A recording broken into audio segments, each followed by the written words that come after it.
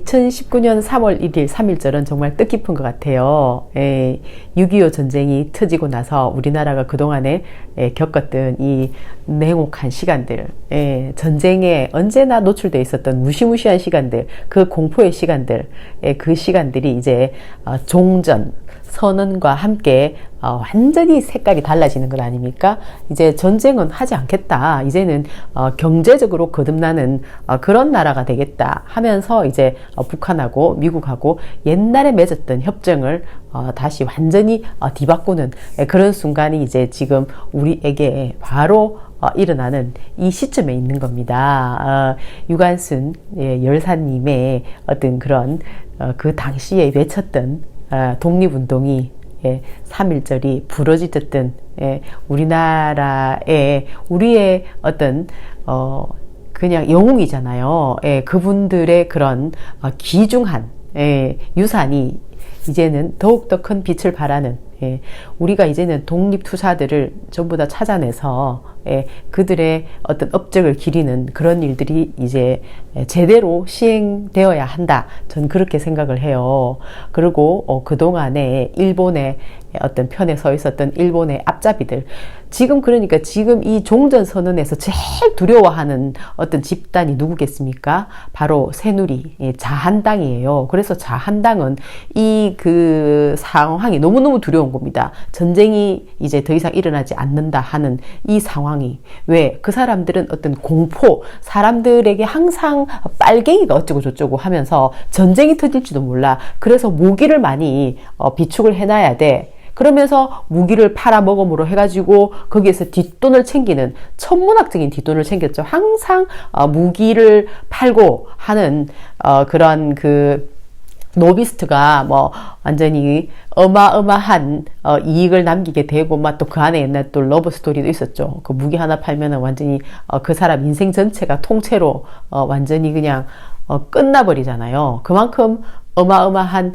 뒷거래가 될 수 있었던 그런 모든 일들이 다 이제는 별 볼 일 없어지는 거죠. 자유한국당, 새누리당 입장에서는. 그러니까 지금 이 사람들이 어디로 쳐들어갔습니까? 종전선언이 너무너무 무서워가지고 바로 환경 블랙리스트가 어쩌고 저쩌고 하면서 60명이라는 자유한국당 의원들이 검찰총장실로 쳐들어갔답니다. 너무 황당한 거 아닙니까? 환경 리스트 가지고 그 앞에 갈 일이 뭐가 있어요? 60명이나 그것도 처음에는 20명이 갔다가 나중에 뭐 다 합쳐보니까 60명까지 모였다는데, 그 사람들은 지금 어디 시선을 둘 데가 없는 겁니다. 자기들의 존재를 부각을 시켜야 되겠는데 너무너무 두려운 거예요. 이 순간이 자기들의 어떤 존재 가치가 완전히 허물허물해져 버리는 상황이라는 겁니다. 어떻게 이렇게 주권자를, 국민을 속일 수 있는가요? 그 사람들은 그때로 뭉쳐가지고 정말 엄청난 사람들이죠. 그러니까 정말 나쁜 정치꾼들이에요. 이때까지 자유한국당, 새누리당에 쏘갔다 라고 생각하면 된다니까요. 그리고 조중동 한때 철저히 쏘갔다. 그렇게 생각할 수가 있는 거죠. 결과적으로는. 그래서 그들은 지금 최후의 발악을 하고 있습니다. 근데 여기 아직도 쏘가 넘어가고 있는 사람들이 있죠. 태극기 들고 미국 국기 들고 막 계속 그 무기를 우리나라에 팔아달라고 했던 사람이 누군가요? 바로 자유한국당, 새누리당 아닌가요? 그런데 지금 미국의 대통령이 진짜 전쟁 그만하겠다 하면서 트럼프하고 김정은이 만난 거 아닙니까? 하노이에서. 그러니까 자유한국당에서 지금 갈 곳을 잃어, 할 일도 잃어, 시선을 받아야 되겠는데 대책이 없으니까 60명이 뭉쳐가지고 지금 검찰총장실에 쳐들어갔다는 겁니다. 이게 지금 말이 되는 얘기예요. 국민들의 삶을 책임지겠다고 하면서 잘 봐달라고, 표 찍어달라고 한 사람들이 하는 짓이 이래요. 이때까지 이런 식으로 사람들을 완전히 진짜 주권자들을 완전 짓밟았다니까요. 이들은 이제는 사라져야 할 세력이라는 겁니다. 역사 속으로 그냥 사라져야 되는 좀비 같은 그런 존재들이라는 거예요. 그런데 이제 오늘 보니까 그 어중간한 당이 하나 있잖아요. 바른미래당. 바른미래당 같은 경우에는 이제 자유한국당에서 떨어져 나왔기 때문에 오히려 더 힘을 쓸 줄 알았는데 생각외로 힘을 쓸 수 없는 그런 상황이에요. 왜냐하면은 그 안에 여전히 자유한국당스러운 스타일의 사람들이 들어와 있고, 거기서 또 나름대로 자기들이 자유한국당하고 우리는 달라 하면서 알고 보면 비슷한 계속 그 거짓말 뉴스를 만들어 가지고 사람들의 귀와 눈을 막고 속이는 그런 존재들이 그 안에 포진해 있다는 겁니다. 그 중에 한 명이 바로 하태경인데요. 하태경은 지금 이제 이 사람은 보니까 굉장히 이제 그 발부둥을 쳐요. 어떻게든 자기의 존재가 계속 부각되기를. 그래서 이제 최근에 이 사람이 한 것 중에 하나는 청년들이 아무래도 이제 그 패미 때문에 민주당에서 이제 오히려 민주당이 실망을 해가지고 그 실망을 이제 자유한국당으로 대체하려고 하는 이미 분위기가 좀 있었잖아요. 근데 자유한국당은 알다시피 앞으로 내가 볼 때 정말 이제 전쟁의 공포가 끝나고 나면 패족이 되는 겁니다. 그러니까는 결국 그러면은 바른미래당밖에 없지 않을까?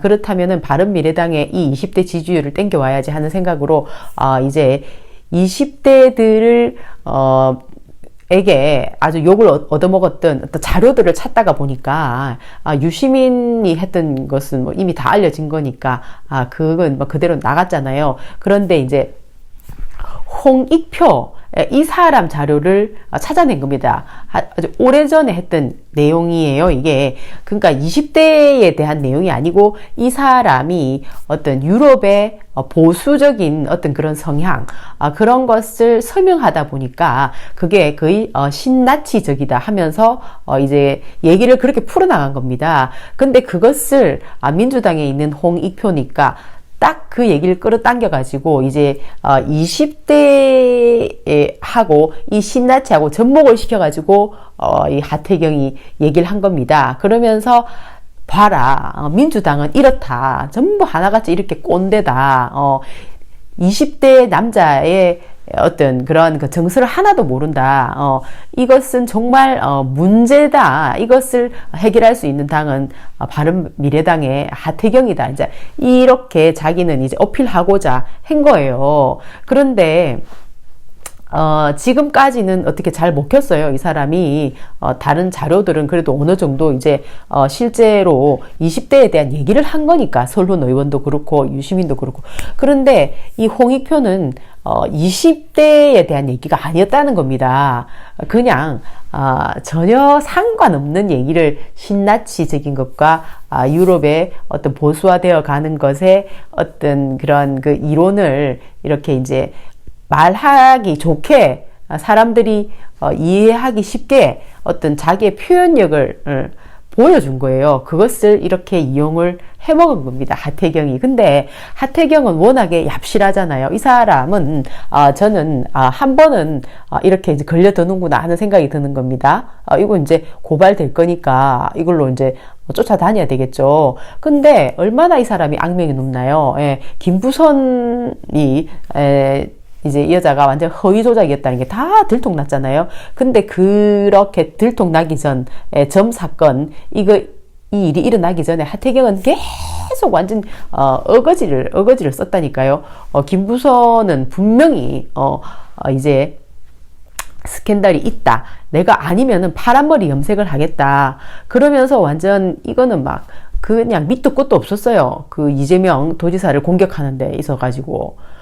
증거도 없고 뭐 아무것도 없어. 그냥 무조건 어디서 나오는 있잖아요. 사람들이 얘기하는 그 스캔들 가짜로 떠돌아다니는 얘기를 갖다 각색을 해가지고 그것을 방송국에다가 대놓고 막 단입해서 떠들고 다녔다니까요.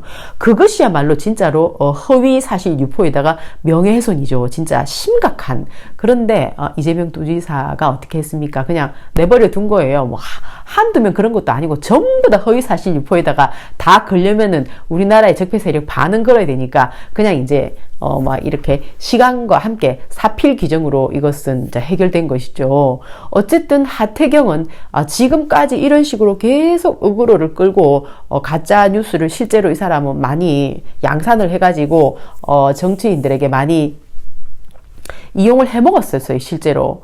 예, 그런데 뭐 이제 이번에 이 홍익표 이분은 이 명예훼손은 도저히 못 참겠다. 자기가 한 얘기는 진짜 완전 얼토, 당토 안 하다는 겁니다. 너무너무 이제 자기는 억울한 거죠. 이 홍익표 이 사람은 뜬금없이 자기가 20대를 이해 못하는 완전히 꼰대가 되어버린 이 상황, 이것은 도저히 용서할 수 없어. 이래가지고 이제 고소하겠다고. 그래서 이제 저는 하태경의 이런 그 아주 저질스러운 언행이 이렇게 누군가에 의해서 한번 제동이 걸리는 것은 정말 잘하는 거다 하는 생각이 들어요. 이 하태경 이 사람 정말 조금이 아니죠. 되게 대단히 좀 질이 나쁜 것 같아요. 예, 조심해야 될 사람이에요. 그래서 홍익표가 하태경을 이겨가지고 이겼으면 좋겠다. 당연히 홍익표는 자기는 죄가 없으니까 자기는 그런 답답한 꼰대가 아니다. 그것을 증명해 보이기 위해서 이겨야 되겠죠. 바이.